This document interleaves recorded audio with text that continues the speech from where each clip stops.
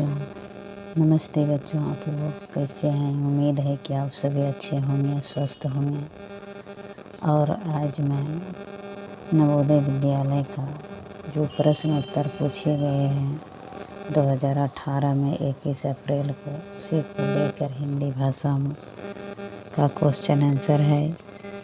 यही सब आया था अनुच्छेदन में। तो चलिए आज का वीडियो आपको कैसा लगता है लाइक सब्सक्राइब ज़रूर कीजिए, शेयर भी कीजिए। ये सब अनुच्छेदन देख लीजिएगा तो जो फार्म भरे हैं ज़रूर कुछ ना कुछ आएगा। हम ये नहीं कह रहे हैं पूरा का पूरा आ ही जाएगा। इसलिए चलिए शुरू करते हैं। तो पहले पढ़ लीजिए अनुच्छेदन। अनुच्छेदन में क्या है? किसी गांव में बाजार लगने के दिन बच्चे, महिलाएं और पुरुष आनंदित रहते हैं। कृषकों के लिए यह अपनी सब्जियों और अनाज तथा उनकी सारी वस्तुओं को बेचने के लिए अच्छा स्थान है जो वे अपने खेतों में उगाते हैं। बड़े सवेरे किसान अपनी बैलगाड़ियों और ट्रैक्टरों पर अनाज भरे बोरे और फलों तथा सब्जियों से भरी टोकरियों लाद लेते हैं। वे अपनी उन बकरियों को और भेड़ों, गाय, भैंसों तथा मुर्गियों को भी ले जाते हैं जिन्हें वे बाजार में बेचना चाहते हैं। बाजार से उन्हें कुछ चीज़ें खरीदना भी होती है। उन्हें कपड़ों और मसालों की और बहुत सारी घरेलू वस्तुओं की आवश्यकता होती है। ये चीज़ें उनके खेतों में सरलता से उपलब्ध नहीं होती। चूड़ी वाले से महिलाएं रंग बिरंगे कांच के चूड़ी खरीदती हैं। आग जलाई जाती है, पकाड़े, पूरियाँ और सब्जियां पकाई जाती है। सूम से और गन्ने को रस भी बड़ा लोकप्रिय होता है। बच्चे अपने दोस्तों के साथ चारों ओर दौड़ते हैं, फिरते हैं और झूला या चक्करदार हिंडोलों पर सवारी करते हैं। बाजार का दिन सबको प्रिय होता है। इसी प्रकार अब क्वेश्चन आ गया, तो चलिए क्वेश्चन में क्या है। क्वेश्चन को सही से पढ़िए। क्वेश्चन में क्या है? किसान अपनी सब्जियों और अनाज को बाजार में कैसे ले जाते हैं? तो आप तो अभी ऊपर में पढ़ें तो किससे? बैलगाड़ी और ट्रैक्टरों से। तो इसका सही आंसर तो आपको आ गया होगा। क्या होगा? 2 नंबर होगा। तो इसी प्रकार इसका क्वेश्चन आ गया है।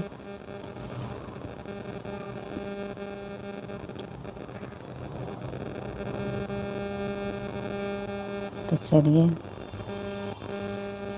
आगे में है, किसान बाजार में और क्या क्या ले जाते हैं? पालतू पशु और मुर्गियाँ, फर्नीचर, कपड़े, खिलौने।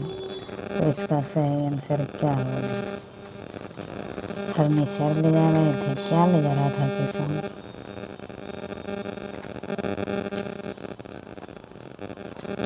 इसका भी 1 नंबर ही सही होगा। तो चलिए इसका 1 नंबर है।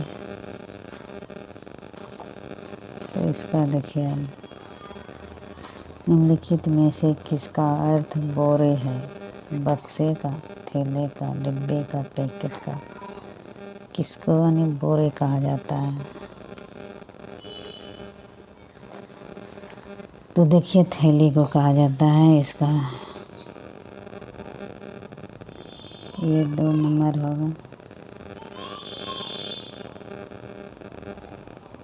इसका 2 नंबर हुआ। चलिए तीसरा नेक्स्ट क्वेश्चन आगे। बच्चे बाजार में क्या करते हैं? सब्जियां और अनाज बेचते हैं, मुर्गियां और बकरियां खरीदते हैं, कि दोस्तों के साथ आसपास खेलते हैं, पकौड़े और समोसे को बेचते हैं। नहीं, इसका आंसर क्या होना चाहिए? तो आप पढ़िए और उस पर में ही इसका आंसर दिया गया है, उससे देख लीजिए क्या होगा। तीसरा नंबर है तो तुम मस्ती करते हैं दोस्तों के साथ जाकर, तो इसका तीसरा होगा। तो आगे नेक्स्ट क्वेश्चन, गांव में बाजार का दिन किसानों के लिए अच्छा दिन क्यों होता है? क्यों होता है? तो पहला में किसान बाजार में अपने मित्रों से मिलते हैं। यह किसानों का द्वारा उगाई गई चीज़ों को बेचने के लिए अच्छी है। किसान बाजार में खूब मस्ती करते। किसान का बैठक समूह से खाने में नहीं, इसका दूसरा होना चाहिए। तो देखिए इसका सही आंसर ही दूसरा ही है, इसलिए इसका 2 नंबर है।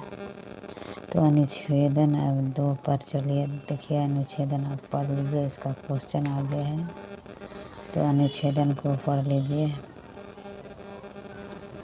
तो अनुच्छेदन में क्या है? अप्रैल में परीक्षाओं के केवल 2 सप्ताह पूर्व स्वामी को लगा कि उसके पिता का स्वभाव बदलकर बहुत खराब हो रहा है। वे बड़े तुनक मिजाज और चिड़चिड़े हो रहे हैं।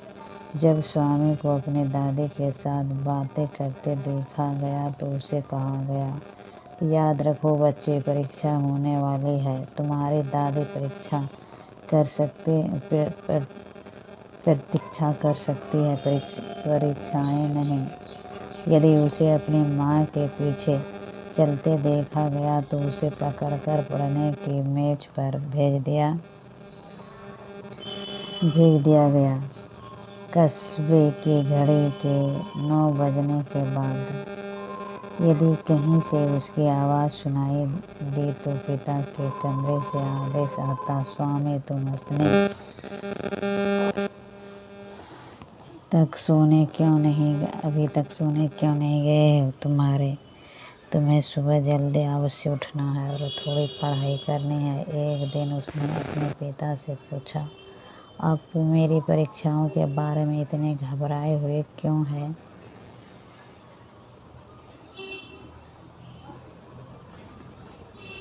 तो चलिए इसका क्वेश्चन आंसर अब आ गया। तो इसका देखिए आंसर क्या है, इसी प्रकार आप लोग पढ़ लीजिए। तो इसका क्वेश्चन आंसर में है, उसके पिता कैसे हो गए थे? प्रसन्न, सरल, क्रोधित और तुकने मिजाज के, या उदास और तकनीज और चिड़चिड़ेपन कैसे हुआ था? इसका पिता तुनक मिजाज और चिड़चिड़े हो गए थे, ये चौथा होगा, इसका 4 नंबर होगा। तो चलिए आगे क्वेश्चन है, स्वामी को जब माँ के पीछे चलते हुए देखा तो उसे कहाँ भेजा गया? रसोई में या मेज पर या पिता के कमरे? सोने मेज पे। तो इसका सही आंसर होगा मेज पे पढ़ने के लिए भेजा गया। तो चलिए इसका अगला क्वेश्चन है, अनुच्छेदन में आदेश का अर्थ क्या होता है? आदर करना या दंड देना या पकड़ना या हुक्म देना, क्या होता है इसका आदेश का? तो चलिए इसका भी चौथा भी होगा, 4 नंबर, हुक्म करना। तो जब कस्बे की घड़ी 9 बजाती तो स्वामी को क्या करना जरूरी था? पढ़ाई या बिस्तर से उठना या सोने जाना या स्कूल जाना, क्या करना इसका ज़रूरी था? सोने जाना था, क्योंकि वह सुबह उठता और जल्दी पढ़ता, इसलिए ये होगा तीसरा। स्वामी ने कब अनुभव किया कि उसके पिता का स्वभाव बदल रहा है? कब किया? तो इसका सही आंसर अप्रैल में, 1 नंबर। तो चलिए अगला नेक्स्ट अनुच्छेदन पढ़ते हैं, तीसरा।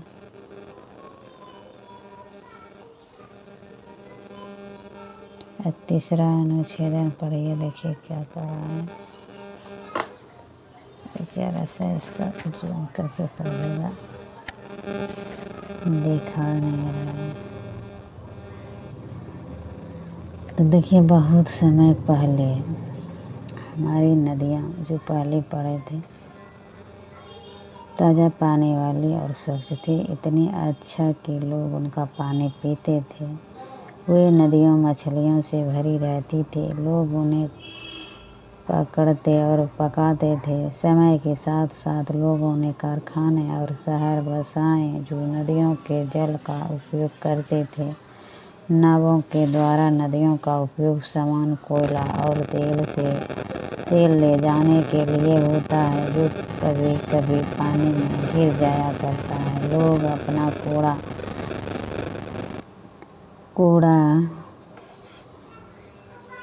करकट और गंदा पानी नदी में ही डाल देते हैं। वे कहते हैं हमारे कूड़े से अधिक अंतर नहीं पड़ेगा, किंतु अब नदियाँ बहुत गंदी हो गई है, इतनी कि उनका जल पीने योग्य नहीं रहा। मछलियाँ मर गई। अब नदियाँ वह कचरे से भरा गई है जो उन पर तैनात रहता है। तो चलिए इसका क्वेश्चन आंसर देखिए क्या है।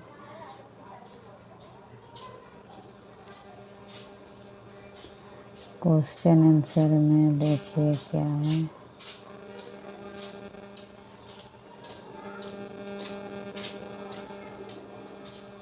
तो पहला क्वेश्चन है, लोग नदियों से प्राप्त मछलियाँ खाते थे, क्यों? वे उनके नावों से पकड़ सकते थे। कारखानाओं से लोगों का सहायता से नदियों में मछली मर गए। नदियों में शुद्ध जल में मछलियाँ मिलती थी। चौथा होगा इसका सही आंसर 4 नंबर। तो अगला क्वेश्चन इसी प्रकार देखिए।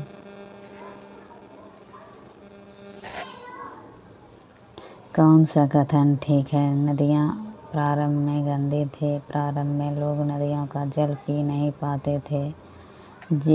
तेल और कूड़ा कचरा फेंक जाने से नदियाँ गंदी हो गई। नदियों में मछलियाँ नहीं थी क्योंकि लोग उन्हें पका कर खा गए। तो इसका सही आंसर होगा 3 नंबर।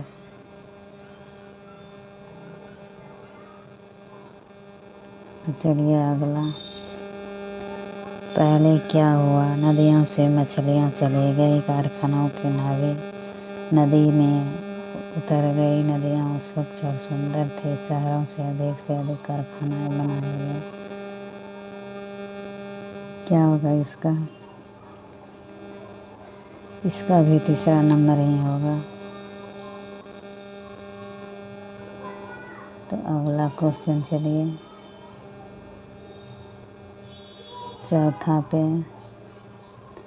चौथा अनुच्छेद में क्या है, पढ़िए इसको जूम करके। सही है। तो इसका होगा, देखिए अनुच्छेदन पढ़िए इसका। रोबोट एक यंत्र होता है। यह ऐसा यंत्र है जो चल सकता है या निर्देश का पालन करता है। निर्देश एक कंप्यूटर से प्राप्त होता है। चूँकि यह एक यंत्र है, इसीलिए यह त्रुटियां नहीं करता, यह थकता नहीं और यह शिकायत नहीं करता।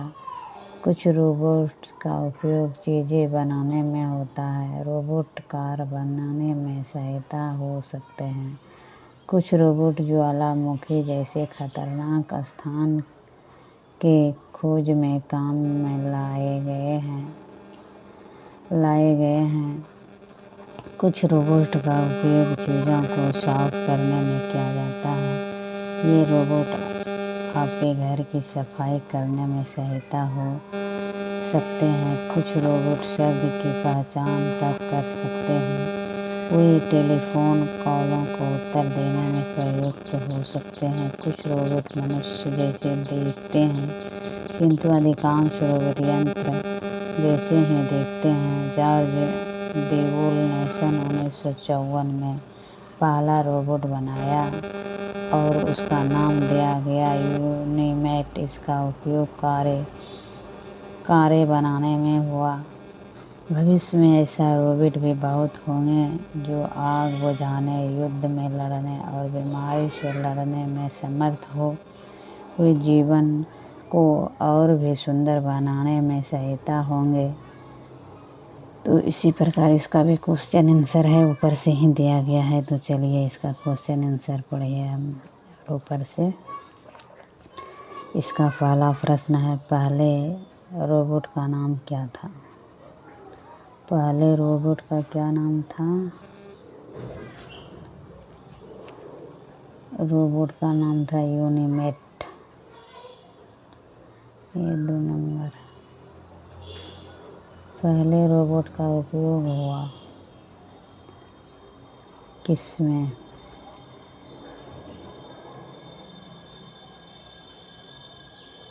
कारों का निर्माण में। 4 नंबर।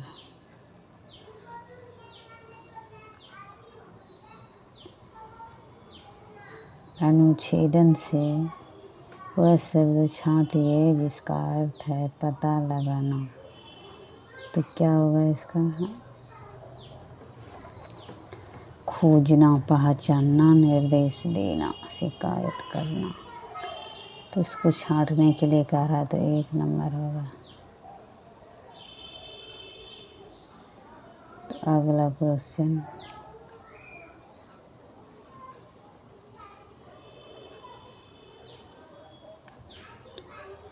खतरनाक शब्द का विलोम क्या होगा? मुक्त, सुंदर, भद्दा, सुरक्षित। विलोम बोला है ना खतरनाक का, तो क्या होगा?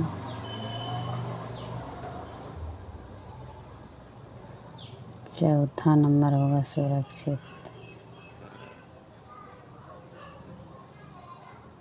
तो अगला नेक्स्ट क्वेश्चन, पहला रोबोट कब बनाया गया था? अभी ऊपर में पढ़े 1954 में।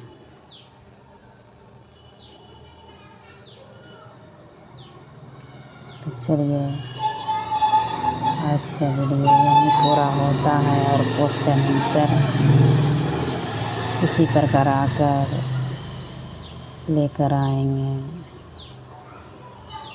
नवोदय का सैनिक स्कूल, सैनिक स्कूल और नेतरहाट का भी इसी तरह क्वेश्चन आंसर लेकर आएंगे। तो चलिए आज का वीडियो यहीं पूरा हुआ। तो कहाँ तक? तो चलिए आज का अंतिम था प्रश्न, अनुच्छेदन हिंदी भाषा, इसी तरह मानसिक लिखता और अंक गणित भी वीडियो लेकर आऊँगा जो कि 18 में पूछा गया है। तो चलिए आज का वीडियो कैसा लगा सब्सक्राइब जरूर कीजिएगा और शेयर भी कीजिएगा। जो सब बच्चे फॉर्म भरे हैं तो सबको देख लेने पर अच्छा रहेगा, जिससे कुछ भी आ सकता है। इसलिए आज का वीडियो यहीं पूरा होता है। तो चलिए नमस्ते बच्चों।